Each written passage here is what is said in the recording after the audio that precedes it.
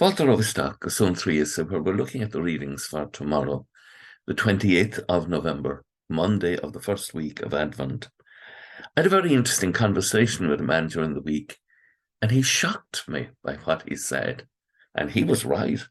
And it was about today's gospel, or rather the gospel in the morning, from Matthew chapter 8. And I think St. Matthew, who's writing for the Jewish population, is enjoying himself telling this story, because he's really saying, here is this man, and he's an outsider, he's a pagan, he's not one of the Jewish community, and we were all around Jesus, and we were all Jews, and we didn't really understand as clearly as this pagan.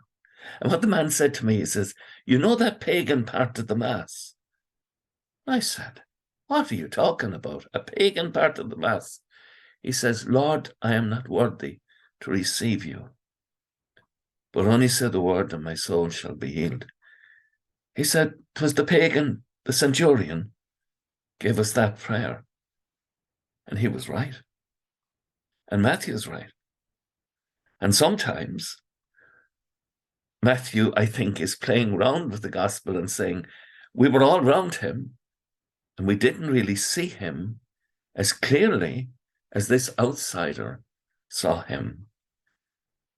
Truly saw him as a man with the authority of God.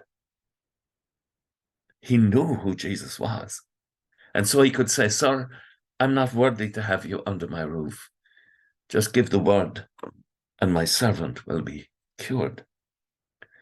Now in Advent, we're looking for to be cured of our blindness. Tomorrow is the feast of Saint Catherine Labouré, who was an extraordinary sister to whom Our Lady of Graces appeared and gave her the pattern for the miraculous medal. And yet she just continued on and told no one about that she was working with in the convent every day. And the nuns were surprised when she died to discover she is the person who'd had the visions, because as far as they were concerned, she was just a nice, ordinary person. They didn't know who she really was either. The one thing that's important for us in Advent is to know who Jesus is, but also to know who we are. That we are truly God's beloved children. Let's refine that. You and I are personally loved by God. And the centurion knew this, and St. Catherine Labouré knew it. And they knew, as in the words of the first reading tomorrow morning, for over all the glory of God will be a refuge and a shelter from the storm and the rain, and that all will be well, and all manner of things will be well. Faith is an extraordinary thing, and it's found in extraordinary places. However, we can pray for an increase in our faith and pray for a deeper awareness of who we truly are. My mother, if one of my brothers went away, would always write to them while they were away on holidays. And one of the things she would write is, remember who you are and behave accordingly. That's important.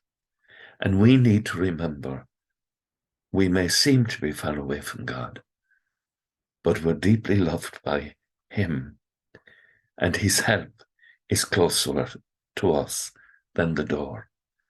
And we need to be aware of that kind of intimacy. There's a lovely shanachal in Irish, is gira caur dé na andaras. The help of God is nearer to us than the door on this room. Never forget that. You are God's beloved child, and Jesus is the Son of God who died on Calvary because he loves you deeply, deeply, personally, and forever. With thoughts such as these, let us go to our beds and let us pray that we shall indeed awaken in the morning with the praise of God on our hearts and on our lips. Agus gemana dia illico the kshiv, ahar malk agus spirit nave. Amen. Slán go fóill. Bye for now.